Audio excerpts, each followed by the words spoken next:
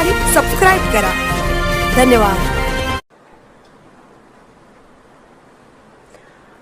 JSS रायगडची Neral Karjat येथे वृक्षारोपण व स्वच्छता जनजागृती। नेरळ कर्जत येथील निहारिका फाउंडेशनचा JSS रायगडसह विशेष जनजागृती उपक्रम।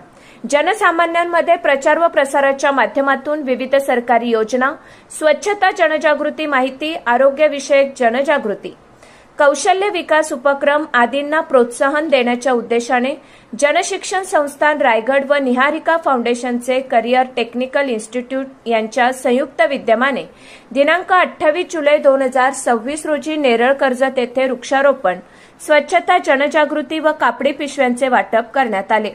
तसेच कार्यक्रमाला उपस्थित असणाऱ्या प्रशिक्षणार्थी यांना कार्यक्रमाप्रसंगी प्रशिक्षक श्री अविनाश डायरे यांच्या माध्यमातून स्वच्छतेची शपथही देण्यात आली।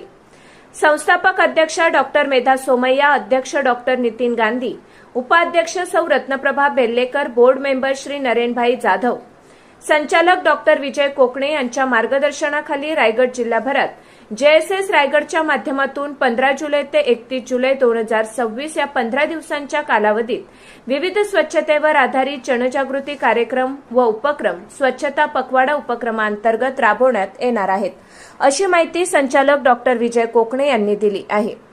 कौशल्य विकास व उद्योजकता मंत्रालय, भारत सरकार यांच्या विशेष पुढाकारातून संपूर्ण रायगड जिल्ह्यामध्ये व्यवसाय प्रशिक्षणाचे कार्य मागील 20 वर्षांपासून सक्रियपणे सुरू आहे व आतापर्यंत 80,000 पेक्षा जास्त लाभार्थ्यांना व्यवसाय प्रशिक्षण देण्यात आले आहे।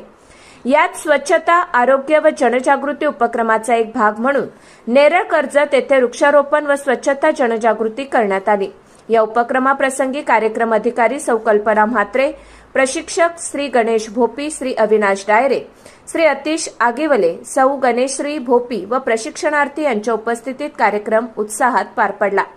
आवाज महामुंबईचा चॅनलसाठी मिलिंद खारपाटील, नेरळ कर्जत।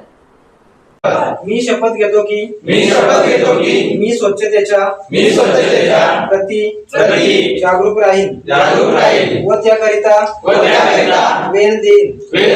मी दरवर्षी 100 तास म्हणजेच दर आठवड्याला 2 तास श्रमदान करून स्वच्छतेच्या संकल्पाला लक्षणीय करेन।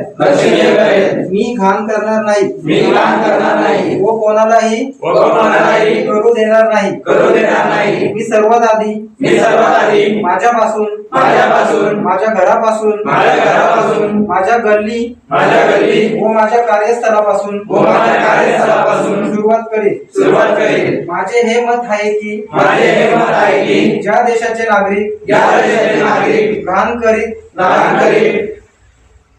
नाही व होऊ देत नाही